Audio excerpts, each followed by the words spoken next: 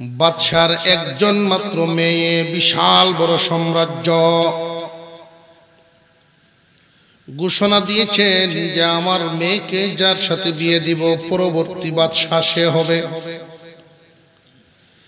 একমাত্র মেয়ে বাদশার,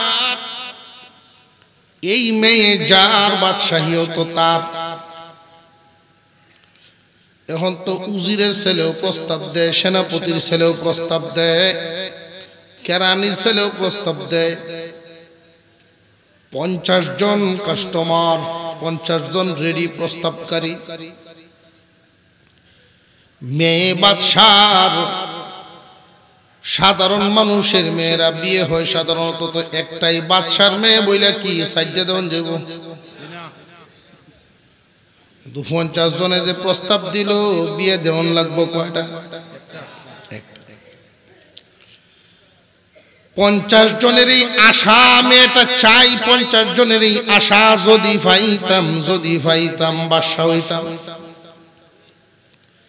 আশা কি কেউ কম না? সবারই আছে। মেয়ে ভাইব যে বাদশা হইব সে বিষয়টা কিন্তু সামান্য না। 50 জন প্রস্তাবকারী, কিন্তু মেয়েটা পাইব একজনে। মেয়ে দেখতেছেন বারান্দার উপর দিয়ে দুতলার থেকে তাকায় দেখছেন 50 জনই এখানে। এই 50 জন যুবককে দেখার পরে মেয়ে যার কথা বলল সেই তো সফল হইল। ঠিক তেমনি ভাবে তামাম দুনিয়ার মালিক একমাত্র কে?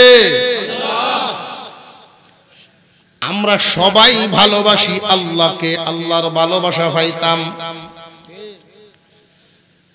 এটা একতরফা, আমরা সবাই ভালোবাসি যে আল্লাহর ভালোবাসা পাইতাম। সফল হব কখন? আল্লাহর ভালোবাসা পাইব যখন। এর আগ পর্যন্ত আমাদের এই ভালোবাসা একতরফা। তামাম দুনিয়ার 1 কোটি মানুষ, 5 কোটি, 10 কোটি, 20 কোটি মানুষ একসাথে ভালোবাসি আল্লাহকে। আমরার পক্ষ থেকে ভালোবাসাটাই শুধু যথেষ্ট নয়, আল্লাহর ভালোবাসা পাওয়ার আগ পর্যন্ত কমপ্লিট হবে না। আল্লাহর ভালোবাসা পাইব কারা? আল্লাহ পাক রব্বুল আলামিন বলে দিয়েছেন, দোস্ত জানায়া দেন, আপনি জানায়া দেন। আল্লাহর ভালোবাসা সবাই পাবে না। আল্লাহকে সবাই ভালোবাসতে পারবে, কিন্তু সবাই ভালোবাসা পাবে না। পাবে কারা? মহান আল্লাহ গোপন রাখেন নাই, প্রকাশ করে দিয়েছেন। قل إن كنتم تحبون الله فاتبعوني يحببكم الله ويغفر لكم ذنوبكم والله غفور رحيم। আল্লাহ পাক রব্বুল আলামিন বলেন, এই দুনিয়ার জমিনে আমার পাগল অনেক আমাকে ভালোবাসে, কিন্তু সবাই তো আমার ভালোবাসা পাবে না। আমার ভালোবাসা যারা চায়, হে নবী আপনি জানায়া দেন, কুল আপনি বলুন, ইন কুনতুম তুহিব্বুনাল্লাহ, যদি তোমরা আল্লাহকে ভালোবাসো, ফাত্তাবিউনি আমাকে অনুসরণ করো। সত্যি যদি তোমরা আল্লাহকে ভালোবেসে থাকো তাহলে আমাকে অনুসরণ করো। আল্লাহ যত সৃষ্টি বানাইছেন, আল্লাহর প্রিয় সৃষ্টির মধ্যে বিশ্বনবী মুহাম্মদুর রাসূলুল্লাহ 1 নাম্বার। সমস্ত সৃষ্টি জগতের ঊর্ধ্বে যার মর্যাদা, আল্লাহর পরে সকল সৃষ্টির উপরে। সৃষ্টি জগৎ, সৃষ্টি এবং স্রষ্টার মাঝখানে হইল আপনার আমার পয়গম্বরের মর্যাদা। সমস্ত নবীগণ পাগল থাকতেন আল্লাহর মহব্বত, আল্লাহর সন্তুষ্টি কেমনে পাওয়া যায়, আল্লাহকে কেমনে খুশি করা যায়। আর আপনার আমার নবী বিশ্ব নবীকে কেমনে খুশি করা যায় আল্লাহ তাকায়া থাকতেন। সকল নবীগণ তাকায়া থাকতেন, চিন্তা ভাবনা করতেন কেমনে আল্লাহকে খুশি করা যায়। আর আল্লাহ তাকায়া থাকতেন কেমনে তার দোস্ত হাবিবুল্লাহকে খুশি করা যায়। মুসলমান ইমানদার ভাইরা আমার, সমস্ত মানুষ আল্লাহর মহব্বত, আল্লাহর ভালোবাসা পাবে না। আল্লাহ জানায় দিয়েছেন দুনিয়ার মানুষের রে, মানুষ বানাইছি আমি আল্লাহ আমার ইবাদতের জন্য। আর এই ইবাদতের পদ্ধতি শিক্ষা দেওয়ার জন্য জগতে যুগে যুগে নবী পাঠাইছি রে উম্মতে মুহাম্মাদি। সবচেয়ে দামি শিক্ষক আমার দোস্ত হাবিবুল্লাহরে পাঠাইলাম তোমাদেরকে কাজকর্ম উঠা বসা শিক্ষা দেওয়ার জন্য। রে উম্মতে মুহাম্মাদি, তোমাদের যার কাজটা, যার কর্মটা আমার হাবিবের কর্মের সাথে মিলে যাবে, যার কাজটা আমার হাবিবের কাজের সাথে মিলে যাবে, যার উঠা বসা খাওয়া দাওয়া আমার হাবিবের সাথে মিলে যাবে, আমি আল্লাহর মহব্বত সেই পাবে। এই পৃথিবীর জমিনে আমরা যদি বেঁচে থাকি, খাবারের দরকার আছে না নাই? এই খাবার যদি কেউ ফানসিদ বইয়া দুই হাতে খায় ফেড হইতে যাইব। কেউ যদি ডাইনিং টেবিল চাইনিজ খায় ফেড হয়ে যাইব। কেউ যদি হাঁটতে হাঁটতে খায় ফেট হয়ে যাইব। আবার সুন্নত তরিকায় নবীজির মতো করে যদি খায় ফেট হয়ে যাইব। কিন্তু ব্যবধান অনেক বেশি। বেশ কম কেমন? বেশ কম কেমন? গরুও খাবার খায় দুনিয়াতে বাঁচার জন্য, কুকুরেও খাবার খায় বাঁচার জন্য, কিন্তু মানুষের খাবারটা শুধু বাঁচার জন্য উদ্দেশ্য নয়, আমার এই খাবারের সাথে নেকিও হইতে হবে। আল্লাহ পাক রব্বুল আলামিন বলেন, ওয়া মা খালাকতুল জিন্না ওয়াল ইনসা ইল্লা লিয়াবুদুন।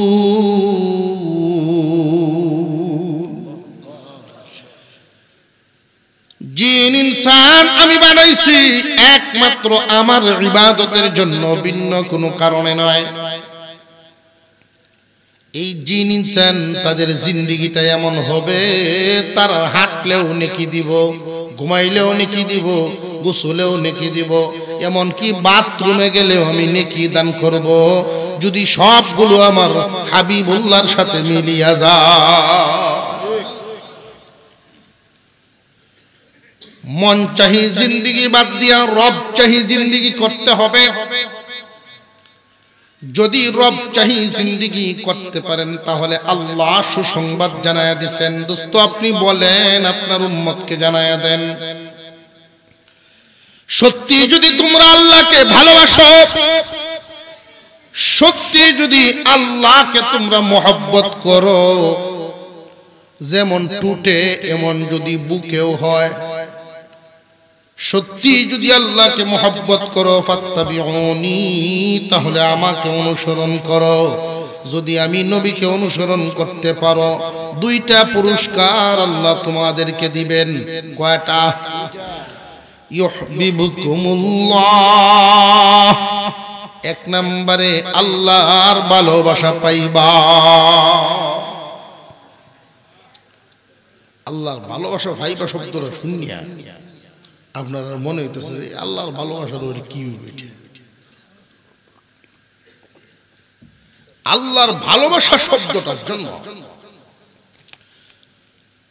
নবীগণ কি পরিমাণ ত্যাগ দিয়েছেন। হযরত ইব্রাহিম আলাইহিস সালাম আল্লাহর ভালোবাসা পাওয়ার জন্য আগুনে ঝাঁপ দিয়েছেন, তবু আল্লাহর ভালোবাসা লাগবে।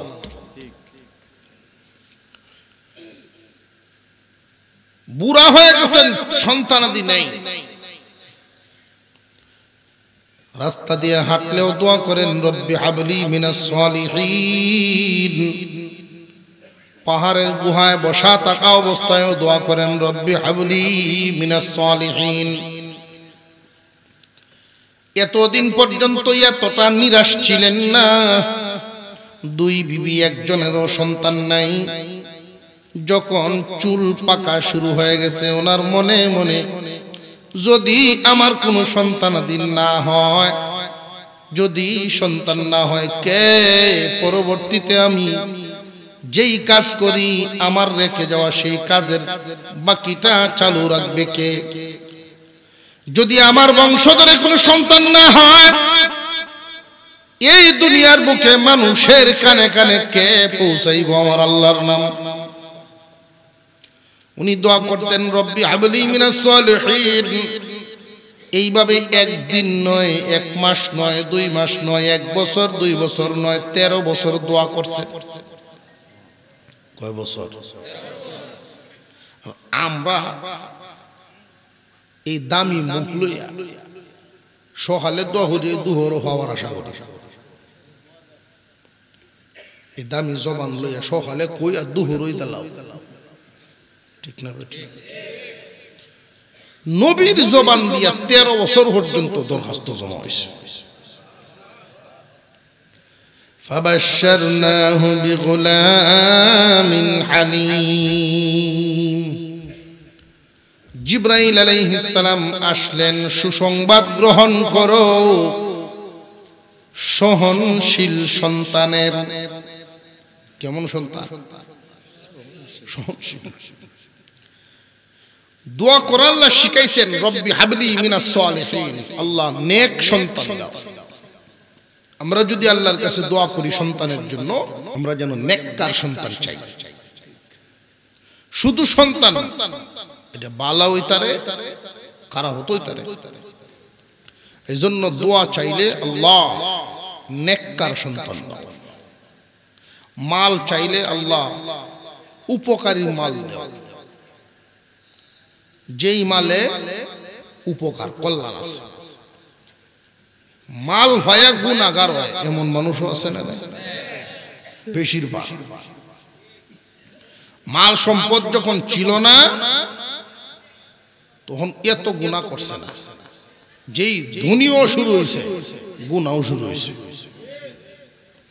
এই জন্য উপকারী মাল চাই। 13 বছর পরে সংবাদ আইছে সহনশীল সন্তানের সুসংবাদ গ্রহণ করো। ছেলে হইল, নাম ইসমাঈল।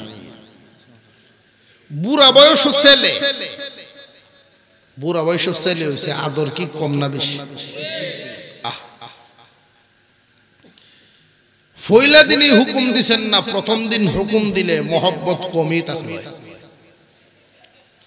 প্রথম দিন সন্তানকে দেখলে যে পরিমাণ মহব্বত, পরের দিন একটু বাড়ে, তারপর একটু বাড়ে, দিন যত যায় মহব্বত খালি বাড়ে।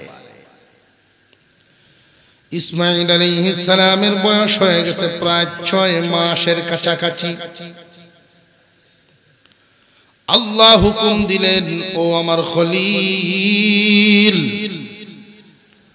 ইব্রাহিম পয়গম্বর, কলিজার টুকরা সন্তান এবং বিবিকে কি পরিমাণ মহব্বত করো, আর আমি আল্লাহকে কি পরিমাণ মহব্বত করো পরীক্ষা হবে। কি পরীক্ষা হবে? যে স্ত্রী সন্তানকে নির্বাসন দিতে হবে, এমন এক জায়গায় নির্বাসন দিবা যেখানে কোনো মানুষ নাই, কোনো একটা পাখি পর্যন্ত বসবাস করে না। কোন জায়গা? যে জায়গার নাম বাক্কা, তখন এই জায়গার নাম মক্কা হয় নাই। ওই বাক্কা নগরীতে দিয়ে আসবে যে আমি তো চিনি না, জিবরাইল আলাইহিস সালাম তোমারে চিনায় দিব। রওনা দিয়ে দিলেন, সামান্য কোনো আপত্তি নাই।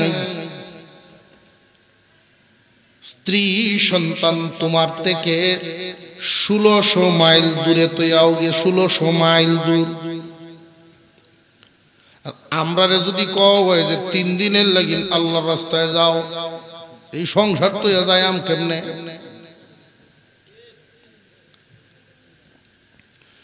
মুসলমান ইমানদার ভাইরা আমার, 1600 মাইল দূর পর্যন্ত নিয়ে স্ত্রী সন্তান রাখলেন, চতুর্দিকে পাহাড়, মাঝখানে মরুভূমি,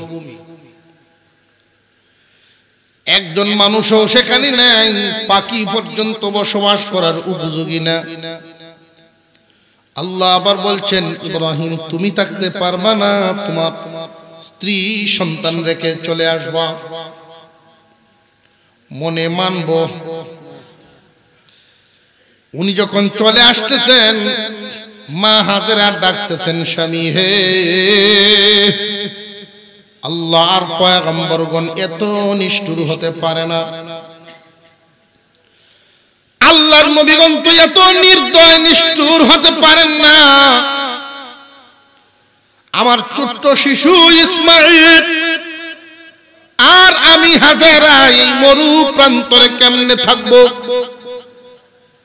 এই সামান্য পানি আর খেজুর সাথে নিয়ে আসলাম, এটা শেষ হয়ে গেলে কে আমাদেরকে খাওয়ান দিব? আপনি কি আপনার ইচ্ছায় আমাদেরকে রেখে যাচ্ছেন, নাকি আল্লাহর হুকুমে রেখে যাচ্ছেন? সেটা বলে যান। ইব্রাহিম আলাইহিস সালাম মুখে কোনো কথা বলেন নাই, শুধু আঙুলটা ইশারা দিয়েছেন যে আল্লাহর হুকুমে। এমনি হাজেরা আলাইহিস সালাম বলেন, স্বামী আল্লাহর হুকুমে যদি হয়েই থাকে তাহলে চলে যান, চিন্তার কোনো কারণ নাই। আমি এমন আল্লাহর উপরে ঈমান আনি নাই যে আল্লাহ আমাকে এই মরুভূমিতে খাওয়াইতে পারবে না, এমন আল্লাহর উপরে ঈমান আনি নাই যেই মাওলা এখানে আমরারে পালতে পারবে না, যেই মাওলা মার গর্ভে খাওয়াইছেন উনি এখানেও খাওয়াইবেন। চিন্তার কোনো কারণ নাই, আপনি চলে যান, আমাদের জন্য ভাববেন না। ইসমাঈল এবং হাজেরা দুজন এখানে রয়ে গেলেন। যারা মক্কা মদিনা সফর করেছেন তারা দেখছেন সাফা এবং মারওয়া দুইটা পাহাড়। এই দুই পাহাড়ের উপরের অংশটা পাথরগুলো মোম গলাইলে যেমন এরকম দেখা যায়। এই সাদা পাথরের উপরে যখন সূর্যের আলো পড়েছে, ঝিকমিক করে উঠে, ঝিলমিল করে উঠে। হাজেরা আলাইহিস সালাম ভাবতেছিলেন ওখানে মনে হয় পানি পাওয়া যাইব। পানিতে সূর্যের আঁচ পড়লে, সূর্যের আলো পড়লে ঝিলমিলায় উঠেনি না, উঠে না কিরণ। হাজেরা আলাইহিস সালাম দৌড়ে ওইখানে গেলেন, গিয়া দেখেন না ওইখানে পানি নাই। ওই পাহাড়ের দিকে তাকাইলেন, ওইখানে মনে হয় পাওয়া যাইব। পানির জন্য দৌড়াইতেছেন পেরেশান। এক একটা পাহাড়ে যান, আবার ঘাড় ঘুরায় ওইখানেও তাকান যে আমি যে ইসমাইল রে থই আইলাম। শিশু ইসমাইলকে বসায় রাইখে আসছেন, একটু পানির জন্য হাহাকার করতেছে। এখানে একটা প্রশ্ন, হাজেরা আলাইহিস সালাম পানির জন্য পাহাড়ের উপরে উঠেন, পানির কোন সন্ধান পাওয়া যায় কিনা দূরেও দেখেন, এখানেও দেখেন। আবার গুরান দিয়ে ইসমাইলের দিকে তাকান, ওই যে দৌড়াদৌড়ি শুরু করছেন। আমার আল্লাহর কাছে এতটাই ভালো লাগছে হাজেরার এই অবস্থা,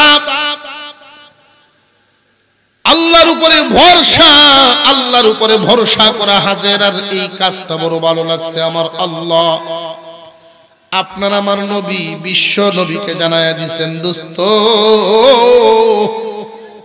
হাজেরার এই দৌড়টা আমার কাছে এতটাই পছন্দ হয়েছে, কিয়ামত পর্যন্ত বিশ্বের যত হাজীগণ আমার বাড়ি আসবে তারাও যেন ওই হাজেরার মতো করে এই জায়গায় এসে একটু দৌড় দেয়। হাজেরা যেমনি দৌড় দিছিল তারাও যেন আইসা একটু দৌড় দেয়, আমি আল্লাহর কাছে ভালো লাগলো।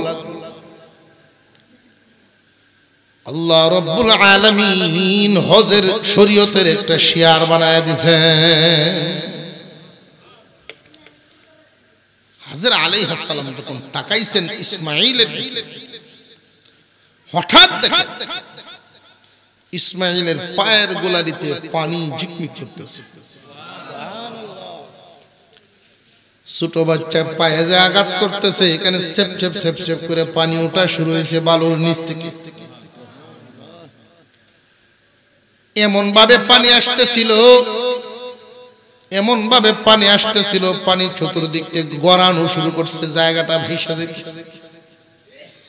হাজরা আলাইহিস সালাম বালু পাথর দিয়ে একটা বাঁধ দিলেন আর বলছিলেন জমজম, এটা ওনার ভাষা জমে থাকা বলছিলেন।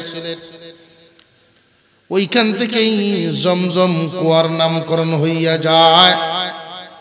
আল্লাহর পয়গম্বর আপনার আমার নবী বলেন, হাজেরা যদি ওই দিন বান্না দিতেন তামাম দুনিয়া ভাসিয়া যাইতো এই পানিতে। বরকত। ইসমাঈল আলাইহিস সালাম এইভাবে লালিত পালিত হতে লাগলে ওনার বয়স হয়ে গেছে প্রায় 9 থেকে 13 মাঝামাঝি, এই বয়সটা শিশু। এতটুকুন বয়স যখন ওনার হয়ে গেছে, ইব্রাহিম আলাইহিস সালাম কিন্তু মক্কায় আসতে পারেন না। আল্লাহর হুকুম ছাড়া কদম বাড়ানোর ক্ষমতা নাই। আল্লাহ পাক আবার পরীক্ষা নিলেন। এখন কি পরীক্ষা? যে এখন পরীক্ষাটা হইল, দিন যত যায় ইসমাঈলের মহব্বত এত বাড়ে, মক্কা নগরীর থেকে কোনো মানুষ যদি সিরিয়ার দিকে গেছে, তার কাছে খবর নিতেন ইব্রাহিম পয়গম্বর, হাজরা এবং ইসমাঈল কেমন আছে। পথযাত্রীরা বলতেন, ওগো আল্লাহর খলিল, ইসমাঈল দেখতে হুবহু আপনার মতো হইছে। ইসমাঈলের আদর্শ, ইসমাঈলের চলাফেরা অনেক সুন্দর, মেহমানদেরকে খুব খানা খাওয়ায়, জমজমের পানি দেয়, খেজুর দেয়। ইসমাঈল খুব আদর করে মানুষকে। লম্বা ইতিহাস সাইডে দিছি মাঝখানে। ইব্রাহিম আলাইহিস সালাম আগ্রহ ভরে অপেক্ষায় রইলেন, কোন দিন জানি আল্লাহর হুকুম আসবে আর কলিজার টুকরাকে গিয়ে দেখবেন। ইসমাঈল আলাইহিস সালাম প্রায় সময় জিগাইতেন, আম্মা, আমার আব্বা দেখতে কেমন গো মা, আমার আব্বা কেন আসেন না? হাজরা আলাইহিস সালাম বলতেন যে তোমার আব্বা দুনিয়ার অন্যান্য আব্বার মতো নয়, তোমার আব্বা যেমন বাবা এমন নবীও। তোমার আব্বা তো একজন পয়গম্বর, ইচ্ছা করলেই নিজের ইচ্ছায় আসতে পারবেন না আল্লাহর হুকুম ছাড়া। তোমার আব্বার কথা যখন তোমার বেশি মনে হয়, যাও ওই যে একটা জামা আছে ইব্রাহিম আলাইহিস সালামের ব্যবহৃত জামা, ওই জামাটা ঘরের কোনায় খুব যত্ন করে রাখতেন। যখনই ইসমাঈল খুব বেশি বুগাইতেন, বাবা বাবা করতেন, তখন ওই জামাটা নিয়ে দিতেন, নেও এই জামাটা নাকে মুখে লাগাও, জামার ঘ্রাণ নেও, মন তৃপ্ত হইতো। হঠাৎ একদিন হুকুম আইসা গেছে, ও খলিল আমার, প্রিয় বস্তু কুরবানি দেন।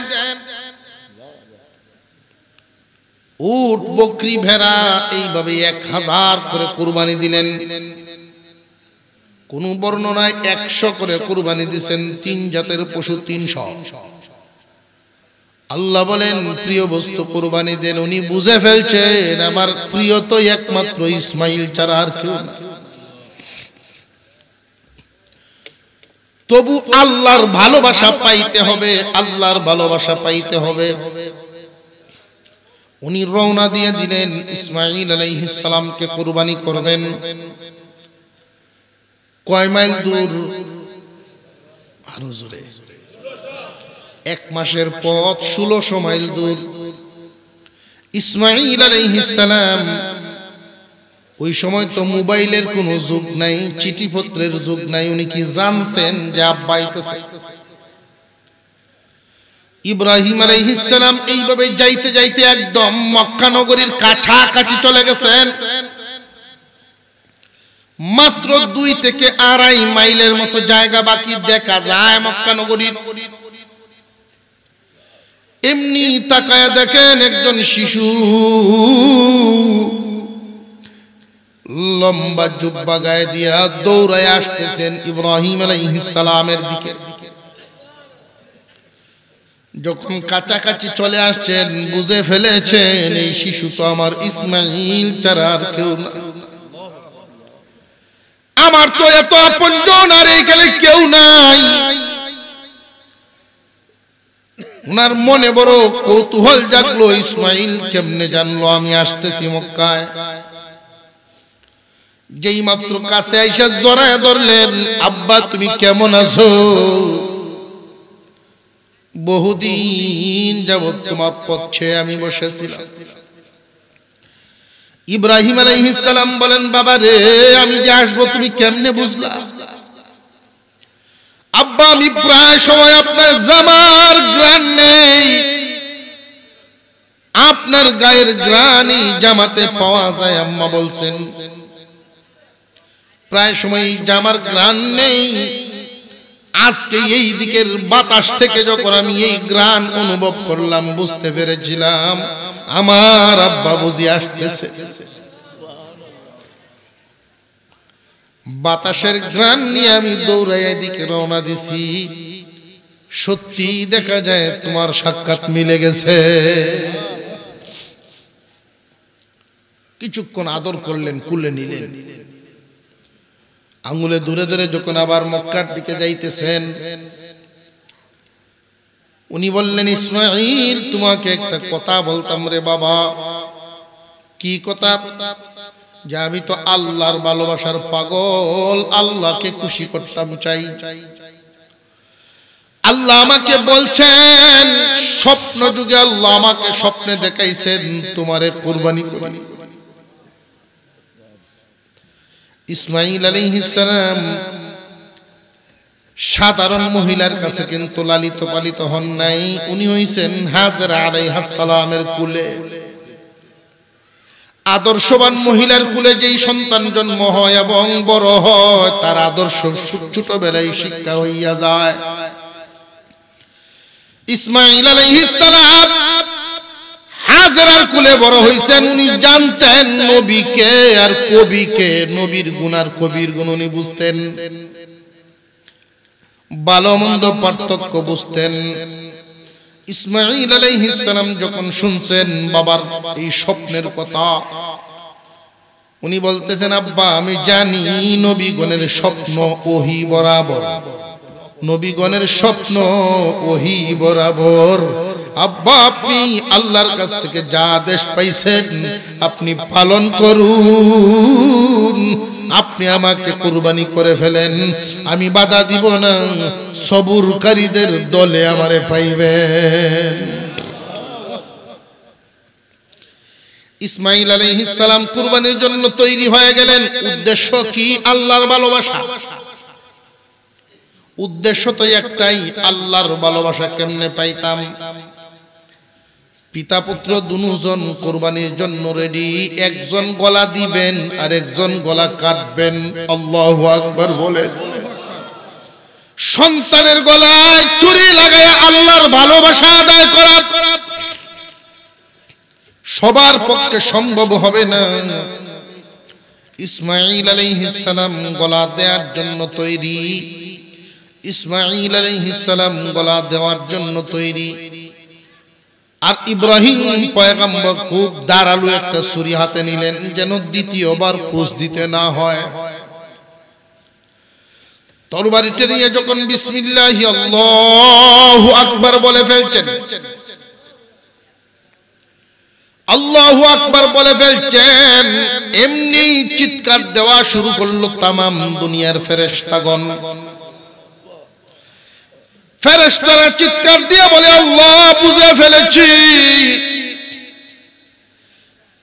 এই ইব্রাহিম ইসমাঈলের ঘটনা এই জন্য ঘটাইতেছেন আপনি আমাদেরকে বুঝায় দিলেন রে ফেরেশতারা দেখো মানব জাতি আমার খুশির জন্য কি করতে পারে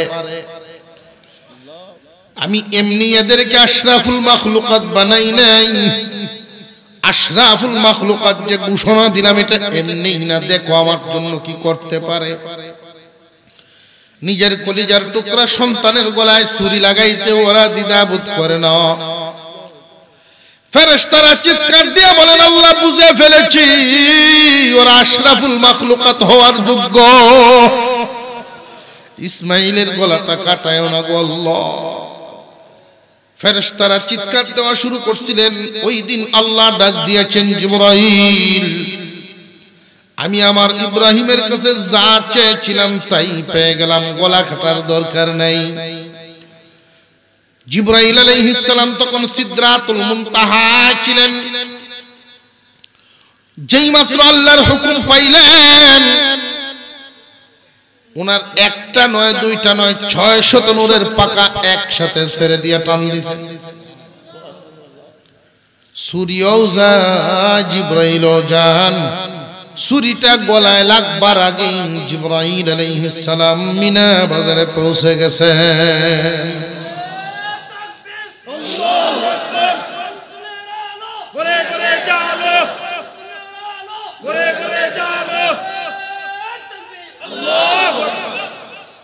আল্লাহ পাক রব্বুল আলামিন কবুল করে নিছেন আল্লাহর ভালোবাসা পেয়েছে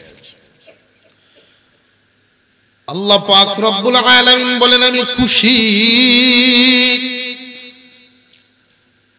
কি পরিমাণ কুরবানি দেওয়া লাগছে আল্লাহর সন্তুষ্টিটা পাওয়ার জন্য আল্লাহ পাক জানায় দিলেন দোস্ত আপনি আমার হাবিব আপনার উম্মতদের এত বড় বড় কুরবানি এত বড় বড় ত্যাগ কষ্ট দিতে হবে না আমার ভালোবাসা পাওয়ার জন্য আমি সহজ করে দিচ্ছি আপনার উম্মতেরাও আমার ভালোবাসা পাবে যদি আপনাকে অনুসরণ করতে পারে আপনাকে যদি শুধু অনুসরণ করতে পারে সন্তানের গলায় ছুরি দিতে হবে না নির্বাসন দিতে হবে না আগুনে ঝাঁপ দিতে হবে না তারা যদি আপনি হাবিবকে অনুসরণ করে আমার ভালোবাসা পাইব ছোট কথায় বলতে যারা সুন্নতের অনুসরণ করবে কাজে কর্মে সুন্নত লাগায় দিবে তারা আমার অনুসরণে আপনার অনুসরণের কারণে আমার ভালোবাসা পাবে আর যারা আমার ভালোবাসা পাওয়া গেল 2 নাম্বার পুরস্কারটা আমি দিয়ে দেই আমি চাই না আমার ভালোবাসার মানুষের আমলনামায় কোনো গুনাহ থাকবে আমি আল্লাহ তার জিন্দেগীর গুনাহগুলো maaf করে দিব ভালোবাসা পাইবো যারা গুনাহ maaf পাইবো তারা আল্লাহু গফুরুর রহিম মুসলমান ভাইয়েরা আমার শেষ ফিনিশিং এর বেলায় 2-4টা কথা খুব মনোযোগের সাথে বাড়িতে নিয়ে যাবেন এই কথাগুলো বাড়িতে নিয়ে ঘরে আলোচনা করবেন আপনি একার দ্বারা কখনোই লাইনে আসা সম্ভব না যদি বিবি আপনাদের সহযোগিতা না করে বিবি যদি দিনদার হয় স্বামী দিনের পথে চলা সহজ হয় এমন একটা জামানায় আমরা বসবাস করতেছি যেই জামানাটা সুন্নত বিলুপ্তির জামানা বাদের টেক গ্রামে এই গ্রামে যদি 100 ঘর থাকে মুসলমানের লক্ষ্য করে দেখবেন খানা খাওয়ার সময় কয় ঘরে দস্তরখান ব্যবহার করে তাহলে সুন্নত কি উন্নতির দিকে না বিলুপ্তির দিকে এই জামানায় যদি কোনো একজন মানুষ একটা সুন্নতের উপরে আমল করে 100 শহীদের সওয়াব খানা প্রাণীরাও খায় তুমিও খাইবা বাঁচার জন্য খাইতে হবে তবে খানার পদ্ধতিটা তোমারটা যেন নবীর তরিকা মতো হয় গোসল সব প্রাণীরাই করে প্রায় গোসল তো প্রাণীরা করে বেঁচে থাকার জন্য গরুরেও দোয়ানি লাগে তুমি মানুষ এমনি যদি ইচ্ছা মতো গোসল করে ফেলো করতে পারবা, কিন্তু নবীর তরিকায় হইলে এটা নিয়ে কি হইব? আমরা নামে মুসলমান, কাজে কর্মে মুসলমানই নাই। কাজে কর্মে তোমার কাজগুলো যদি সুন্নতের আলোতে রঙাইতে পারো, তাহলে তুমি আল্লাহর ভালোবাসা পাইবা, জিন্দেগীর গুনাহ মাপ পাইবা। মনে মনে ইচ্ছা হয়নি যে সুন্নত তরিকায় চলতাম, মনে মনে আশা আসেনি? আগে নিয়ত করেন, পরে আমি পদ্ধতি কইতেছি। নিয়তটা আছে ইনশাআল্লাহ? এমনি হইতো না, এমনি হইতো না। কেন জানেননি? আল্লাহ পাক রব্বুল আলামিন এক আয়াতের মধ্যে বলছেন, ইয়া আইয়ুহাল্লাযীনা আমানু দুখুলু ফিস-সিলমি কাফা। তোমরা শুধু নামে মুসলমান থাকো না, কামে মুসলমানও পরিপূর্ণভাবে ইসলামের ভিতরে ঢুকো। আমরা তো শুধু মুখে মুসলমান হইছি, কাজে হইছি না এখনো। আমি মুখে মুসলমান, কিন্তু আমার বাড়ির বিয়ে শাদীতে এখনো মুসলমানই আনতে পারছি না। আমি মুসলমান, আমার ব্যবসায় মুসলমানই নাই, গৃহস্থিত মুসলমানই নাই, পরিবারে মুসলমানই নাই। আল্লাহ বলেন, হে ঈমানদার, পরিপূর্ণভাবে ইসলামের ভিতরে ঢুকো। এরপরে আল্লাহ পাক বলেন, তোমরা যদি আমার এই আদেশটা পালন করার জন্য রওনা দাও, তোমার সামনে কিন্তু বাধা আছে। ওয়ালা তাত্তাবিউ খুতুওয়াতিশ শাইতান, শয়তান নামক বাধা আছে। এই বাধার সম্মুখীন হইলেও বাধাতে তুমি আটকিবা না। এইখানে যারা বসছেন, এখন যদি নিয়ত করেন যে কাল থেকে আর ফজরের নামাজ বাদ দিব না, এখন গিয়া শুইবেন, নামাজ পড়ার নিয়ত করিয়াই শুইছেন, দেখবেন ছোট এক বাচ্চারে দিয়া শয়তানের পেশাব করায় আপনার কাপড় নষ্ট হবে। এটা বাধা। শয়তান তো আপনার সামনে লাঠি লইয়া বাধা দিত না, বিভিন্ন সুরতে আপনারে বাধা দিব। বাচ্চার সাথে ঘুমাইছেন, বাচ্চায় পেশাব করে আপনার কাপড় নষ্ট হয়ে যাবে। শীতের দিন, ঠিক আছে, কালকে থেকে ফরমনে শয়তান সফল, আপনি বিফল। আল্লাহ বলেন, তার অনুসরণ অর্থাৎ তার বাধা মানিও না। তুমি উঠে পড়ো, গোসল করে পবিত্র হয়ে নামাজে দাঁড়ায়া যাও, দেখবা তোমারে এই পেশাব করে কাপড় বরানির দুঃখা আর জীবনে দিত না।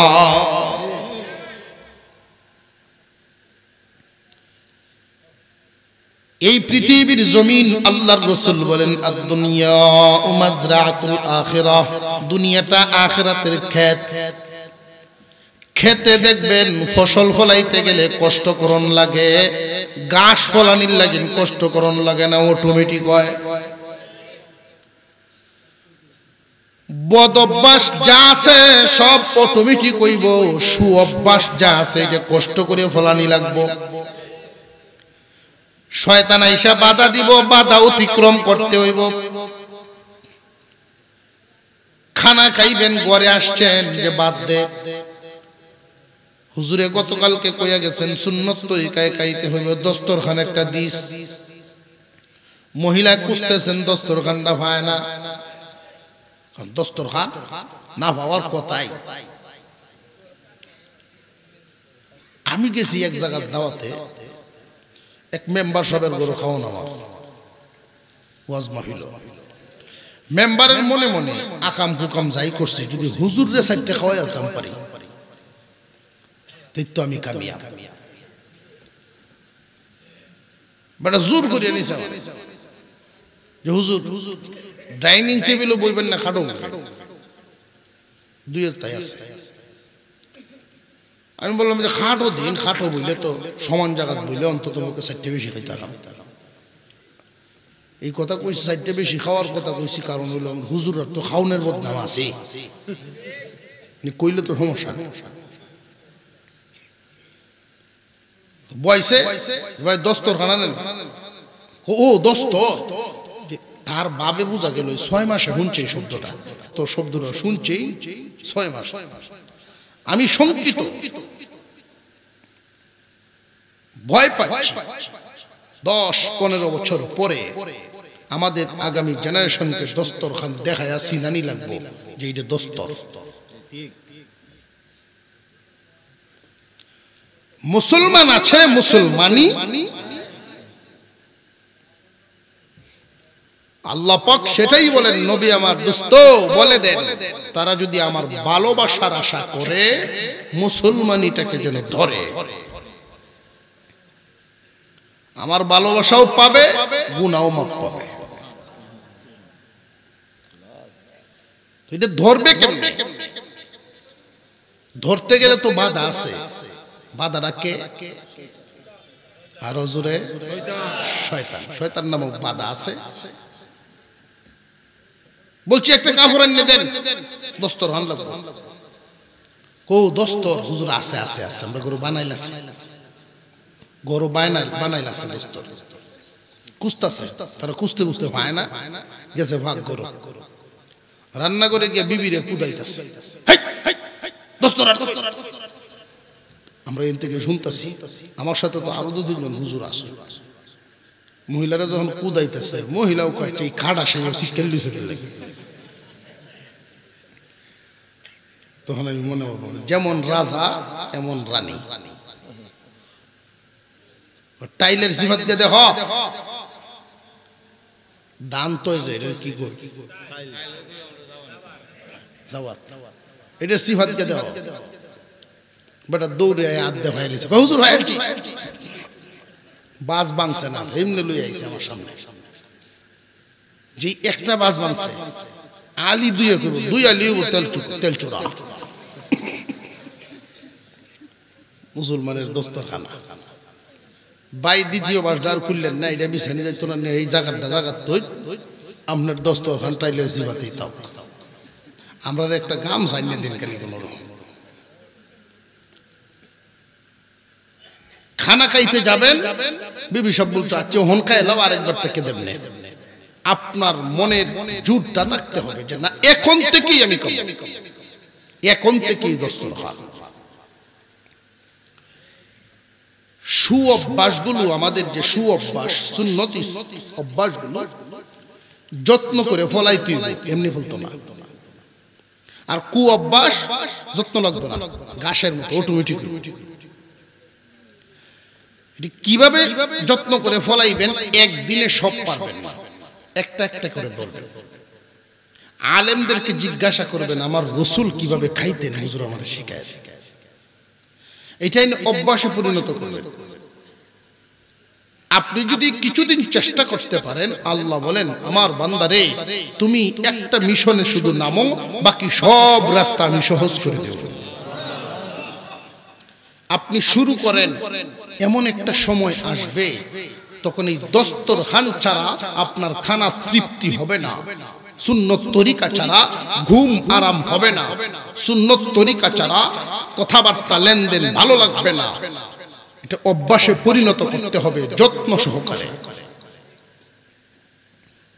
একজন মুরব্বী মানুষ, এই কথাটা বলে আলোচনা শেষ। মুরব্বী মানুষ, উনি 75 থেকে 80 হবে আনুমানিক বয়সটা, আমার মনে পড়ে। অনেকদিন আগে তো, আমার বয়স তখন 15 বছর। বাথরুমে যাচ্ছেন, মসজিদের সামনে একটা পুকুর, পুকুরের ওই পারে বাথরুমটা, আর আমি বারান্দায় বসা। মুরব্বীর এক হাতে ডিলা, ডিলা চিনেন কিনা ছোট বাচ্চারা চিন? টিস্যু করলে চিনবো তাড়াতাড়ি, ডিলা তো নাই হয়। 15 বছর পরে ডিলা ভাই তো চিনতই না, অথচ টিস্যু স্বাস্থ্যের জন্য উপকারী না, ডিলাটা উপকারী। বুঝে আসতেছে? টিস্যুটা কি পদার্থ দিয়ে বানানো হয় এটা আগে বুঝতে হবে। এখন টিস্যুর বিরুদ্ধে কইলে ইয়ং জেনারেশন করবে হুজুর আরে আপনি আগিলা মানুষের মতো আর ওয়াজ করলে তখন আমরা, অথচ এটা উপকারী।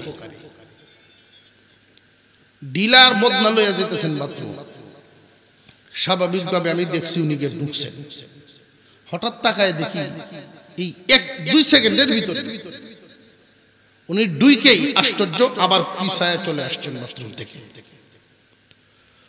বাথরুমের ভিতরে কোন পাও দেওয়ান সুন্নাত? বাম পা দিয়া। এখানে যারা আছি আমরা বেশিরভাগ মানুষই জানি এটা, কিন্তু বাম পা দিয়া ঢুকার আমলটা কয়জনে করি? জানি আমি কয়জনে করি? কারণ মনে থাকে না। মনে না থাকার কারণ হলো অভ্যাসে পরিণত করছি না।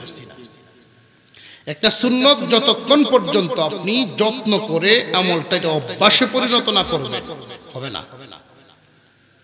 বাথরুমে ঢুকার সময় তো আর এটা মন হইতে হয় না, টেলার সুদে